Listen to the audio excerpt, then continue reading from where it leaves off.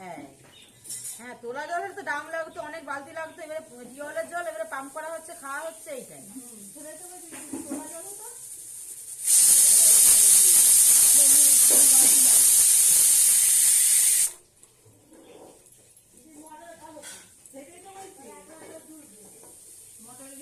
অনেক হয়ে গেছে। তো বন্ধুরা, যদি ভিডিওটা ভালো লাগে লাইক কমেন্ট শেয়ার করো। তো দেখো ডাল সিদ্ধ হচ্ছে, ভাত হয়ে গেছে, এই যে আলু দিয়ে পটল দিয়ে তরকারি করবো।